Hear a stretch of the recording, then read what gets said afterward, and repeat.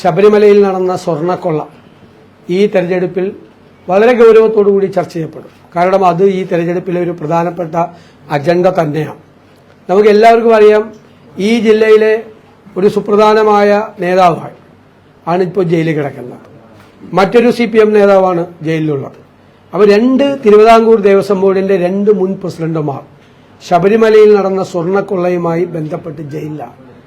ഹൈക്കോടതി നിയോഗിച്ച SIT അന്വേഷണം നടത്തുകയും ആ അന്വേഷണം നടത്തി കുറ്റക്കാരാണെന്ന് കണ്ട് കോടതിയുടെ മുൻപേ ഹാജരാക്കി കോടതി റിമാൻഡ് ചെയ്യുകയും ചെയ്തതാണ്.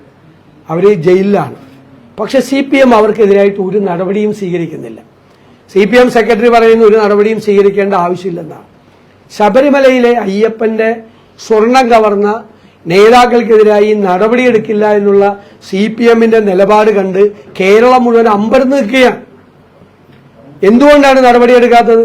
നടപടിയെടുക്കാത്തതിന്റെ പ്രധാനപ്പെട്ട കാരണം, നടപടിയെടുത്താൽ അവർ കൂടുതൽ നേതാക്കന്മാരെ കുറിച്ച് മൊഴി കൊടുക്കുമോ എന്നുള്ള ഭയമാണ്.